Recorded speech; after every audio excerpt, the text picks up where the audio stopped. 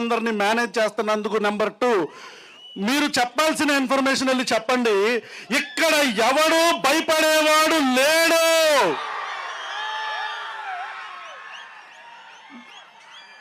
నేను క్రైస్తవుడిని కాదు, కానీ శ్రవణ్ అన్న నన్ను ఎందుకు పిలిచాడో అర్థం కాల. తర్వాత క్రాంతిబాయ్ కాల్ చేశాడు, అన్న నన్ను కూడా పిలిచాడు. తర్వాత ఇట్లా అర్థమైంది ఏంటంటే, ఇది దళిత క్రైస్తవులకు సంబంధించిన సమస్య కాదు, ఇది అణచివేతకు సంబంధించిన సమస్య.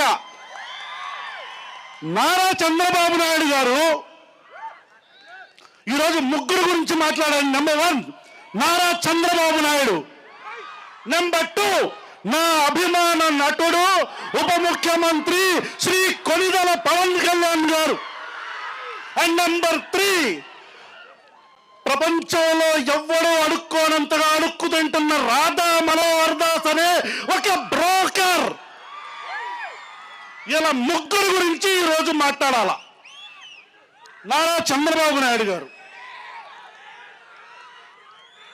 సార్ చంద్రబాబు నాయుడు గారు ఆంధ్రప్రదేశ్ రాష్ట్రంలో పిఠాపురం మల్లం గ్రామంలో, పిఠాపురం ఎండమూరులో, రకరకాల ప్రాంతాల్లో, కైకలూరులో, కందుకూరులో, రకరకాల ప్రాంతాల్లో దళిత అన్నల మీద చెల్లెళ్ళ మీద దాడులు జరుగుతుంటే మీ కళ్ళకి పచ్చ కామెర్లు పట్టినయా చంద్రబాబు నాయుడు గారు? మీ నోటికి ప్లాస్టర్లు వేసుకొని కూర్చున్నారా? అంటే సెలెక్టివ్ సైలెన్స్. మీరు కావాలనే మాట్లాడటం లేదు.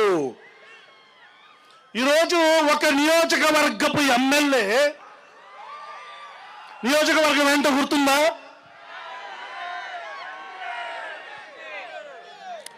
ఏంటి? ఈ రోజు ఒక దాష్టికంగా అతను ప్రవర్తిస్తున్నాడంటే నారా చంద్రబాబు నాయుడు గారు మీ కళ్ళకి పచ్చ కామెర్లు పట్టినయా?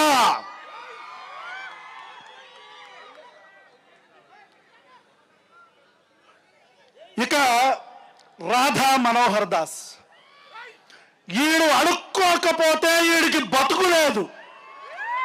ఆడు దగ్గరకు వచ్చిన అమ్మాయిల్ని గోకుతాడు, ఆడు క్రిస్టియన్ల గురించి మాట్లాడతాడు. ఈ దేశంలో రాముడి గురించి విమర్శిస్తే కేసులు పడతాయి, ఈ దేశంలో కృష్ణుడి గురించి మాట్లాడితే కేసులు పడతాయి. కానీ ఈ దేశంలో అల్లా గురించో జీసస్ క్రైస్ట్ గురించో మాట్లాడితే, ఒక అడుక్కుతున్నా నా కొడుకు మాట్లాడుతుంటే ఒక్క కేసు పడితే దాన్ని 24 గంటల్లో క్వాష్ చేసిన దిక్కుమాలిన ప్రభుత్వం ఆంధ్రప్రదేశ్ ప్రభుత్వం.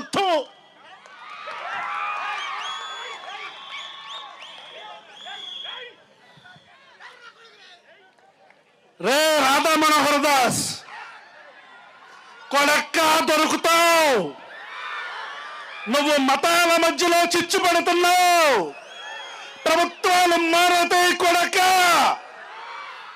నీ బట్టలు పదీసి రోడ్డు మీద తొక్కి నారతీస్తావని పవన్ కళ్యాణ్ చెప్తాడు కదా, అలాగే తొక్కి నారతీస్తారు కొడక.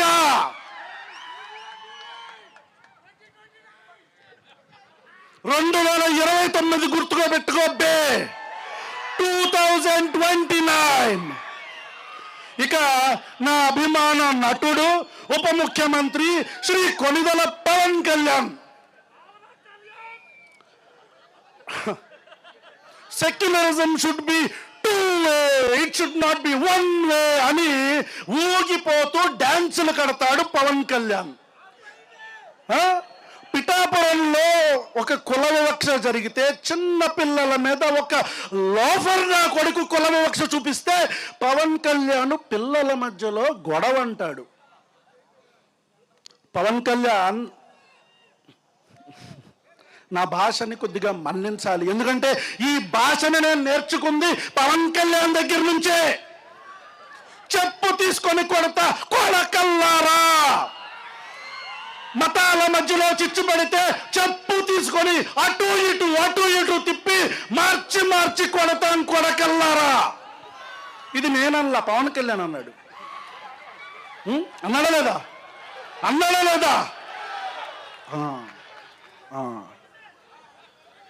మల్లం గ్రామంలో ఒక కులానికి సంబంధించి, ఒక కులం ఏంటి, వర్గాలను చెప్పొద్దు, పేరులు చెప్పండి అన్నాడు. ఇది కూడా పవన్ కళ్యాణే. కాపు కులానికి సంబంధించిన వ్యక్తులు ఒక ఇంట్లో ఒక మనిషి చనిపోతే సామాజిక బహిష్కరణ చేశారు మొత్తం మాల కులస్తుల్ని. పవన్ కళ్యాణ్ నోట్లో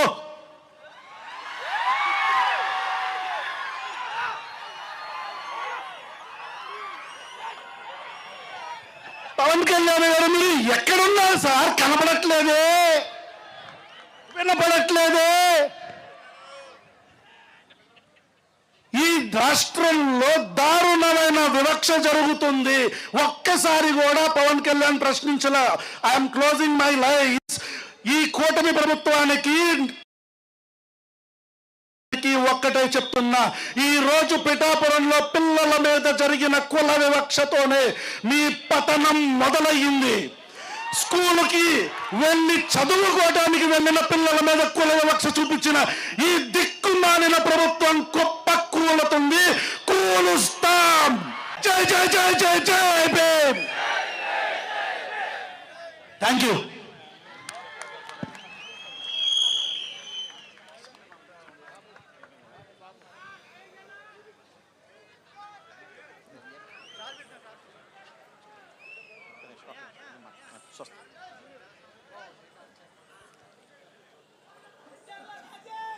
మన మధ్యలో ఉన్నటువంటి రాజేష్ అన్న గారిని వచ్చి, రెంజర్ల రాజేష్ అన్న వచ్చి ఒక పాట పాడవలసిందిగా ఆహ్వానిస్తున్నాం.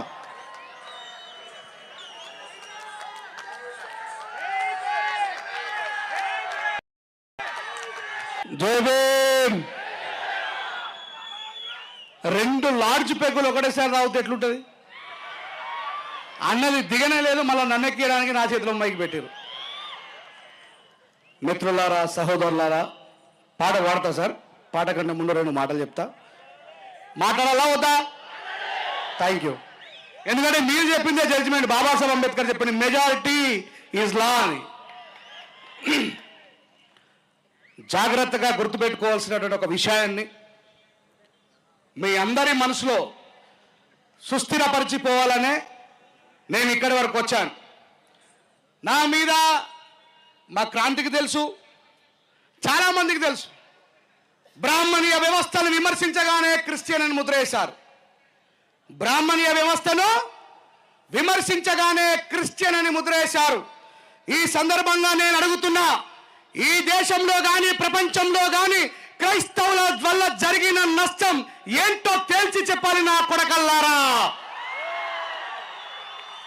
ఈ రాష్ట్రంలో కానీ ఈ దేశంలో కానీ మాకు విద్య రాకున్న ముందు, హక్కులు లేకున్న ముందు, చదువు రాకున్న ముందు ఈ దేశంలో ముందుగా క్రైస్తవ్యాన్ని స్వీకరించిన ఈ రోజు క్రైస్తవ బానిసలని మీరు మాట్లాడుతున్న ఆ బానిసలు ఈ దేశంలో బ్రాహ్మణులే.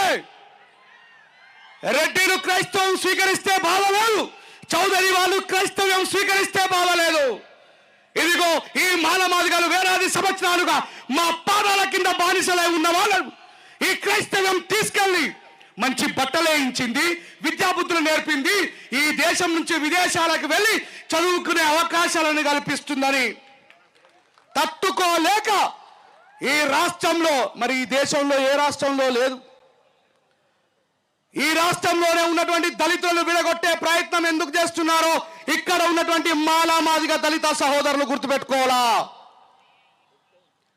మనం క్రైస్తవ్యంలోకి వెళ్ళినా, మనం ఇస్లాంలోకి వెళ్ళినా, మనం దేంట్లోకి వెళ్ళినా దళితులు కేవలం బానిసలుగానే బతకాలనేటువంటి ఆలోచన విధానం వాళ్ళలో ఉంది.